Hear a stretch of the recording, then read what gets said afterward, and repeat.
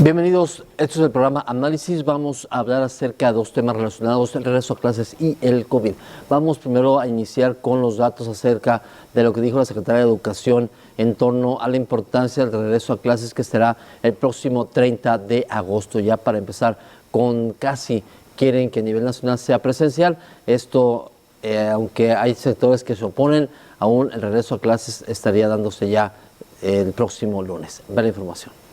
Quiero informar que si bien se tiene ya el proceso de trabajo con maestros, con maestras, con padres de familia, a los cuales quiero agradecer su participación en todas las acciones que a cada uno compete, así como también el trabajo con los gobiernos estatales, con algunos gobiernos municipales, y creo que hay una muy buena, hay una muy buena disposición de todos ellos, e insisto, una buena actitud hacia esta necesidad que tenemos y que es de verdad muy importante y prioritario ese regreso para nuestros niños, niñas, jóvenes y adolescentes.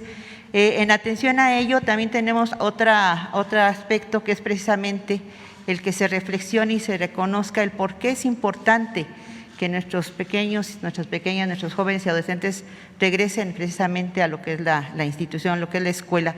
Si bien lo hemos comentado en varias ocasiones aquí en este espacio, que no solamente es una situación de aprendizaje, que es lo que por cuestión de sistema educativo nos interesa, pues junto con ello lleva también la situación de afectación de salud, la afectación de problemas de sociabilización y de cuestión psicológica, de la misma cuestión física. Para este regreso a nuestras escuelas, regreso a clases presenciales que hemos realizado a través de estos tiempos, quiero informar que si bien se tiene ya el proceso de trabajo con maestros, con maestras, con padres de familia, a los cuales quiero agradecer su participación en todas las acciones que a cada uno compete, así como también el trabajo con los gobiernos estatales, con algunos gobiernos municipales, y creo que hay una muy buena, hay una muy buena disposición de todos ellos, e insisto, una buena actitud hacia esta necesidad que tenemos y que es de verdad muy importante y prioritario ese regreso para nuestros niños, niñas,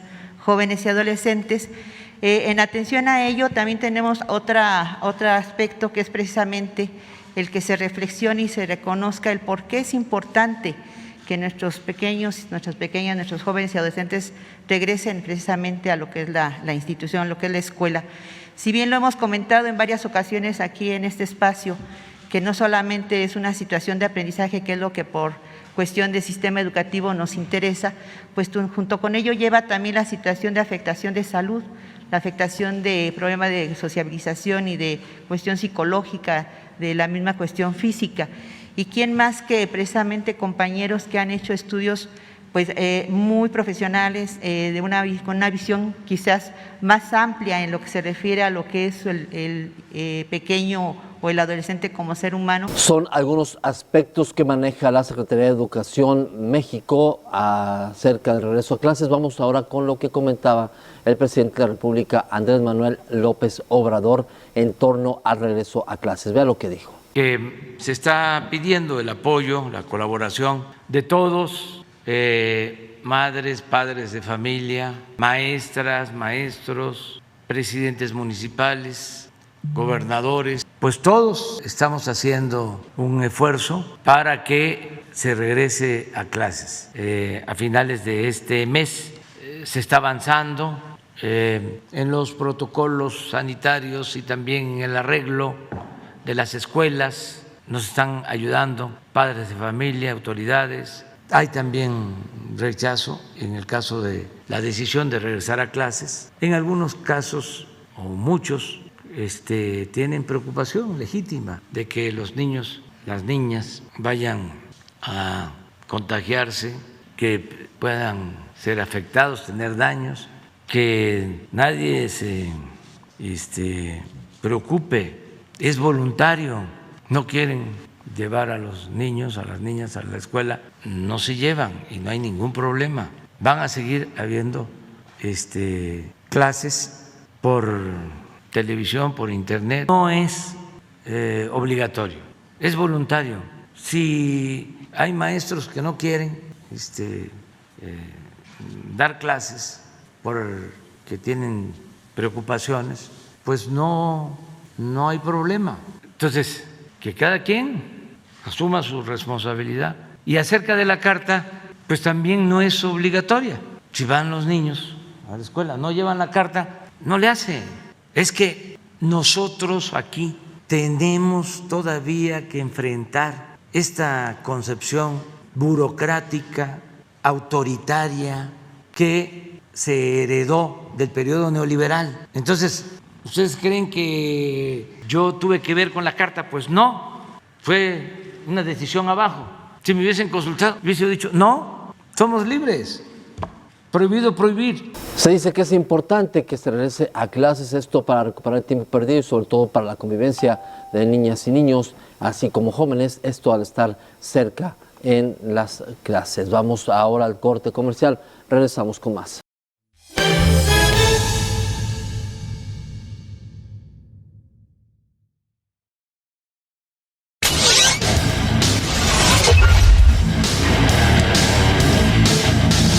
Visión deportiva con lo mejor del deporte local y regional. El mundo cambia a diario y es muy importante reportar el qué, cómo, cuándo, dónde y por qué. Y a donde sea que voltees, siempre hay una noticia nueva. CNT, Cable Noticias Tepa. Estimado suscriptor, TV Cable Tepa premia tu lealtad. Cámbiate al servicio de fibra óptica por solo 199 pesos. Elige tu combo. Fastnet, 20, 40, 50, 90 o 100 megas de velocidad. Y disfruta el servicio hasta en 4 televisiones sin rentas adicionales. Solicita el cambio en tu sucursal más cercana. Somos TV Cable Tepa, la televisión de los salteños. EICO de Los Altos te ofrece avanzados sistemas de vigilancia de la mejor calidad, los cuales tienen la capacidad de grabar y vigilar en tiempo real tu hogar o negocio desde cualquier dispositivo móvil o fijo, sin importar tu ubicación. Habla al teléfono en pantalla y te resolvemos tus dudas.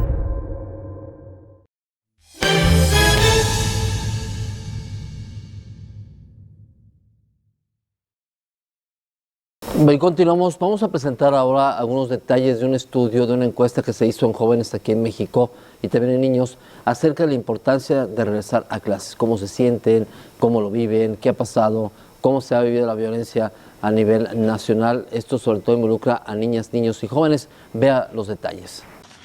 Lamentablemente, las condiciones de confinamiento, las restricciones a la movilidad, la suspensión de clases y otros factores ha generado graves afectaciones en las niñas y niños de nuestro país. Afectaciones en las etapas de desarrollo y salud mental por falta de convivencia comunitaria y por segregación social. Afectación en su proyecto de vida por la deserción escolar y por el incremento en la desigualdad. Y un asunto muy delicado, que es el incremento en la vulnerabilidad ante la violencia familiar, el incremento en los homicidios infantiles y los embarazos en menores de edad. Un primer dato lo tenemos vinculado con deserción escolar, con 2 indicadores.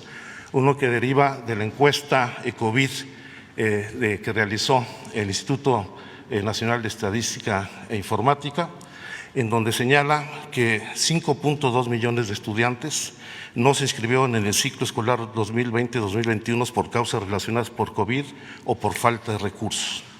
De estos, de acuerdo al INEGI, 3 millones son niñas y niños. El segundo indicador que es consistente en este incremento en la deserción escolar son los datos del Sistema de Estadísticas Continuas de la Secretaría de Educación Pública, que se refiere estrictamente a la población estudiantil matriculada. La encuesta abarca a los niños y niñas que están matriculados y a quienes no lo hicieron, por eso la diferencia en los datos. Y de acuerdo a la información que nos ha proporcionado la Secretaría de Educación Pública, el ciclo escolar 2021 están matriculados, como lo señaló el representante de UNICEF, 35.6 millones de niñas y de niños. pero se registró una disminución significativa de 2.6% en educación básica, de 3.1% en educación media superior y de 0.8% en educación superior. Si bien el porcentaje más alto se da en educación media superior, lo delicado es que el mayor número de niños y niñas matriculados están en educación básica, tanto en primaria como en secundaria. Uno de los elementos más delicados tiene que ver, el siguiente por favor, con el incremento significativo de la violencia familiar durante la pandemia, donde solamente entre los meses de marzo a junio del presente año se registraron los niveles máximos históricos de violencia familiar contra niñas y niños. Y para dar un dato que es realmente preocupante, es como durante el primer semestre de 2021 se registraron 129.020 carpetas de investigación por violencia familiar, que representa un aumento del 24% respecto al mismo periodo del año anterior. Un asunto delicado, porque también hay que señalar que un gran número, si no es que la mayoría, de las agresiones y violencias que se sufren en el hogar no son denunciadas. Y a pesar de ello, tenemos este incremento tan significativo. Estas lesiones por violencia, y hay que subrayarlo, casi el 76% de estas lesiones ocurrieron dentro del hogar. El 73% de los casos, la persona responsable de la agresión tenía algún parentesco con la víctima. El 81.6% de las víctimas fueron niñas y jóvenes mujeres adolescentes. Y durante el primer semestre de 2021, los casos por parentesco alcanzaron el 66% y las niñas y adolescentes mujeres fueron las más violentadas dentro del hogar, con el 92.8% de agresiones vinculadas a violencia psicológica, violencia sexual, violencia física, abandono, negligencia y violencia de naturaleza económica. Este es un hecho que va vinculado también al problema de embarazo de niñas y adolescentes. De acuerdo con las estimaciones del Consejo Nacional de Población, actualmente nacen cada día más de 1,000 bebés, hijos de madres, niñas y jóvenes. En 2020 se registraron 373.661 nacimientos de madres adolescentes, de las cuales 8.876 son hijas e hijos de niñas menores de 14 años. Niñas entre 10 y 14 años fueron embarazadas por un amigo, un familiar, un desconocido o el exnovio. La mayoría de estos casos por violación sexual o por matrimonios arreglados, que son violaciones sexuales. Datos del Registro Nacional de Población nos dan cuenta que 4 de cada 100 nacimientos en la actualidad son de niñas madres menores de 17 años. Y lamentablemente las defunciones por embarazo, parto o puerperio en adolescentes mujeres de 15 a 17 años ocupa el 6º lugar en sus causas de muerte. Estos niveles de violencia alcanzan su expresión más delicada en los homicidios de niñas y niños. Solamente entre el 2018 y el 2021 se han registrado 4.400 homicidios de niñas y de niños. En 2020, la tercera causa de defunción de niños en el país es el homicidio de los niños y es la sexta entre las niñas entre los 1 y los 14 años. En el caso de los adolescentes, la primera causa de defunción es el homicidio. Desde 2017 se registran alrededor de 1.500 homicidios anuales y la tendencia, como lo pueden apreciar en la gráfica, se ha ido incrementando a partir de la pandemia en el año 2020. Junto a ello, en 2020 hubo 1.100 suicidios de niñas y de niños, una cifra que no habíamos registrado anteriormente. La tasa de suicidios en niñas, niños y adolescentes aumentó en 12% entre 2019 y 2020, llegando también a su máximo histórico. Los suicidios de niñas y niños entre 10 y 14 años aumentaron en 37% para el caso de niñas y 12% en el caso de niñas y mujeres adolescentes.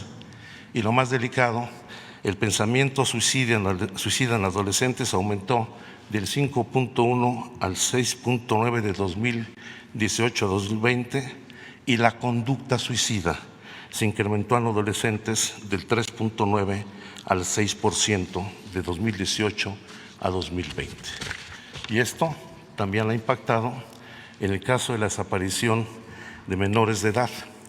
Actualmente tenemos registrados entre el 1 de enero de 2020 y el 10 de agosto 4.325 niñas y niños desaparecidos en México, 1.470 niños y 2.853 niñas. El 66% de las desapariciones que se da fundamentalmente en adolescentes mujeres entre los 15 y los 17 años de edad, presumiblemente víctimas de la trata de personas. Y lamentablemente también en muchos casos el proxeneta tiene algún vínculo familiar o de parentesco con la víctima.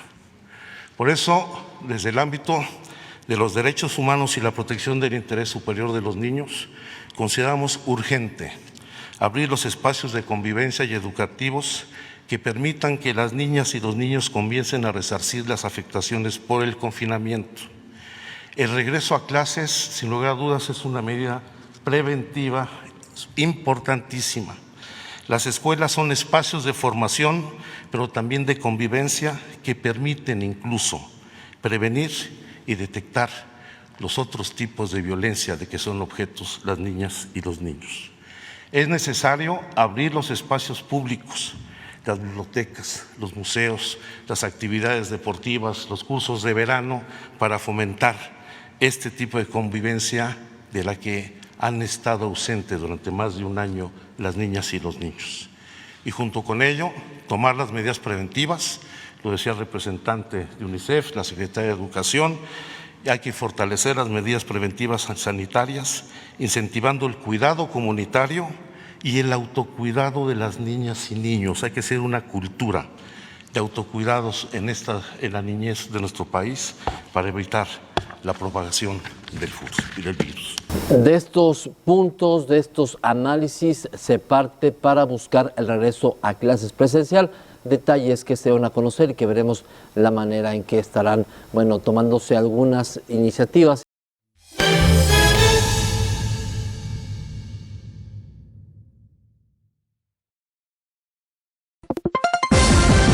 El mundo cambia a diario y es muy importante reportar el qué, cómo, cuándo, dónde y por qué. Y a donde sea que voltees, siempre hay una noticia nueva.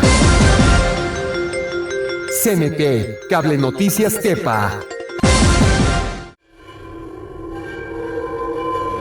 EICO de Los Altos te ofrece avanzados sistemas de vigilancia de la mejor calidad, los cuales tienen la capacidad de grabar y vigilar en tiempo real tu hogar o negocio desde cualquier dispositivo móvil o fijo, sin importar tu ubicación. Habla al teléfono en pantalla y te resolvemos tus dudas. Estimado suscriptor, TV Cable Tepa premia tu lealtad. Cámbiate al servicio de fibra óptica por solo 199 pesos. Elige tu combo. Fastnet, 20, 40, 50, 90 o 100 megas de velocidad. Y disfruta el servicio hasta en 4 televisiones sin rentas adicionales. Solicita el cambio en tu sucursal más cercana. Somos TV Cable Tepa, la televisión de los salteños.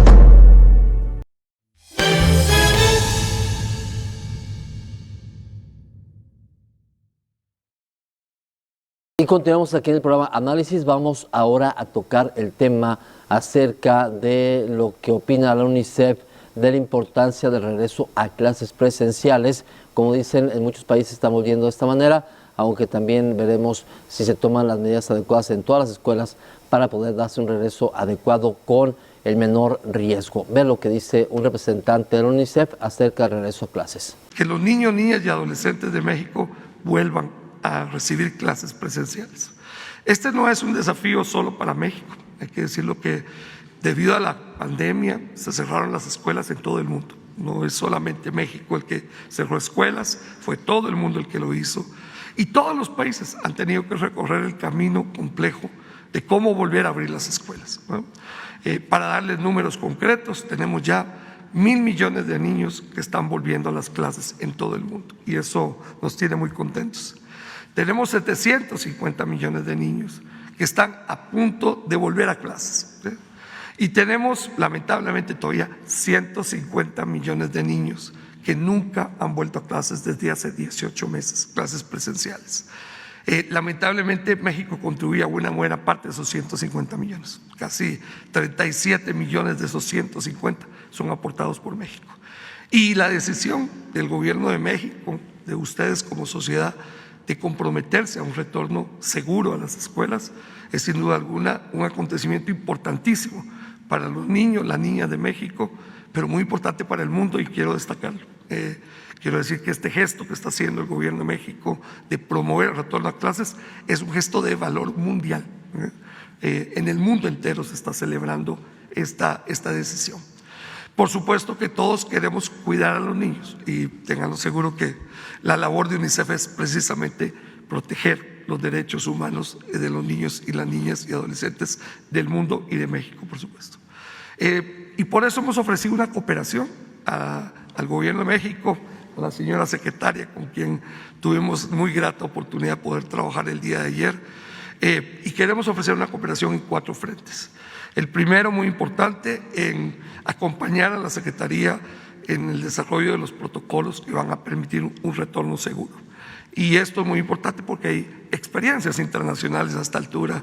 Como decía, más de 1.000 millones de niños ya tenemos de vuelta en las clases presenciales en el mundo. Y debido a eso tenemos una oportunidad de poder aprender de otros países de cómo hacerlo de manera segura. Yo le comentaba ayer a la señora secretaria que de lo que se trata no es de que tengamos como anteriormente un día de regreso a clases, ni siquiera se trata de una semana de regreso a clases, sino prácticamente de un mes de retorno a clases. ¿Y eso qué quiere decir? Que durante un mes vamos a ir aprendiendo cómo hacer ese retorno seguro de los niños, las niñas y adolescentes a los centros educativos. Y ese mes de aprendizaje va a ser un mes de aprendizaje para los niños, va a ser un mes de aprendizaje para los padres de familia, va a ser un mes de aprendizaje para los maestros y profesores y va a ser un mes de aprendizaje para toda la sociedad, para las comunidades donde están los centros educativos, para saber qué se puede hacer y qué no se puede hacer y cómo hacerlo mejor. Hay cosas básicas que ya todos sabemos. Es bueno que existan cubrebocas, es bueno que se guarde sana distancia y es bueno que se haga una higiene de manos constante, ya sea con agua y jabón y donde no hay agua y jabón, con algún tipo de gel antibacteriano. Esos son protocolos mínimos que deben de cumplirse y que está trabajando la Secretaría de manera muy efectiva.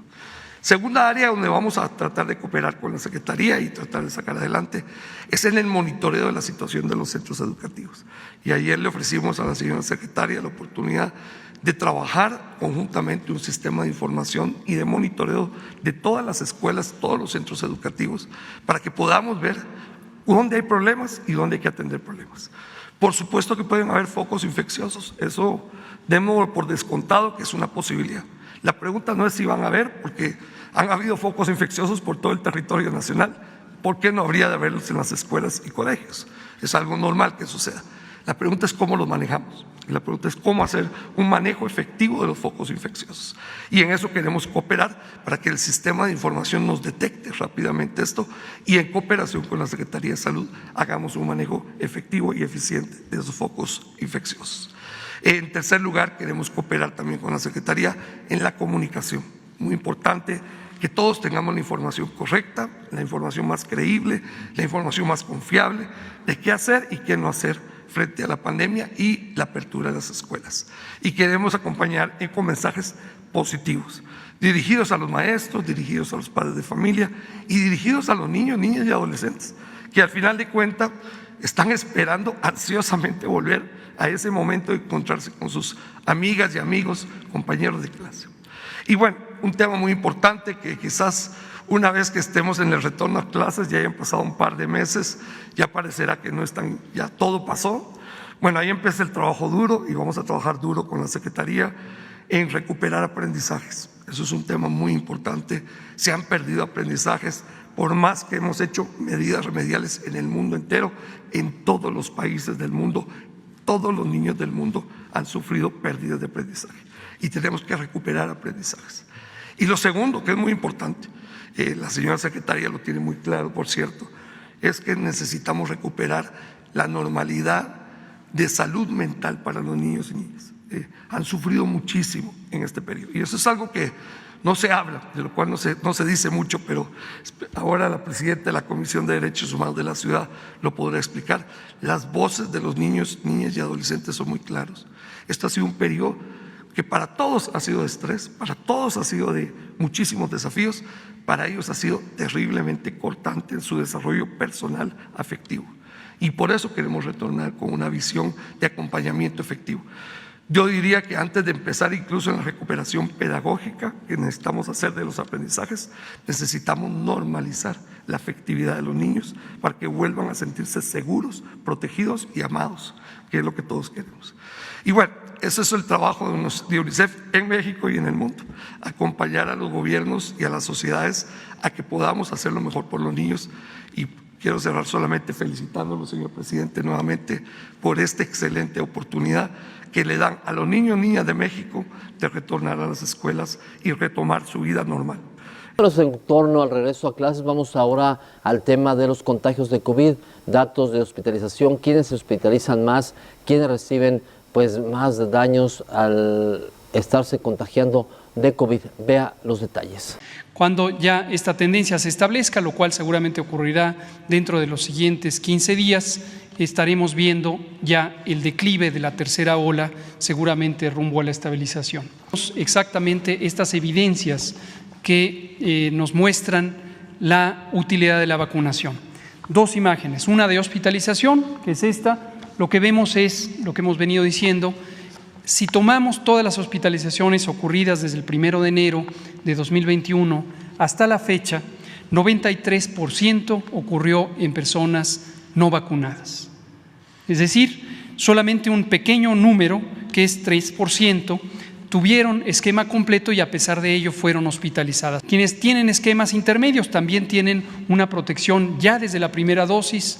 Como hemos comentado muchas veces, con la primera dosis se logra más del 80% del efecto posible de la vacuna y eso se refleja en que solo 4% de las personas hospitalizadas eran personas con una sola dosis. En las defunciones tenemos desde el 1 de enero a la fecha que 95.5% de las defunciones, todas y cada una de ellas muy lamentables, ocurrieron en personas que no se habían vacunado. En cambio, solo 2% ocurrieron en personas que se habían vacunado y esto, como digo, es algunas situaciones en donde comorbilidades y otras situaciones de salud pudieran hacer menos efectiva la vacuna. Muy importante vacunarse. Menos de 1.6% de las personas que hoy están hospitalizadas por COVID en México, menos del 1.6% son menores de 18 años. ¿Por qué razón? Porque en ese segmento de la población, y eso lo identificamos desde el inicio de la epidemia, afortunadamente no se presentan casos graves con una magnitud como se presentan en las personas adultas intermedias o adultas mayores. Y la segunda potencial utilidad de vacunar a menores de 18 años es la idea de que se eviten contagios a partir de estas personas, de las adolescentes y niños. Pero las vacunas, todas ellas, todas las que existen, no han demostrado tener una capacidad sustantiva para reducir el riesgo de contagio.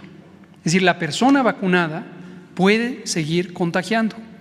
Tiene menor riesgo de enfermar, menor riesgo de hospitalizarse, menor riesgo de morir, pero puede infectarse y puede transmitir a pesar de que tenga la vacuna. Entonces, esto en el contexto de la reapertura de las escuelas también se ha querido utilizar. Gracias, cuídese, hasta pronto.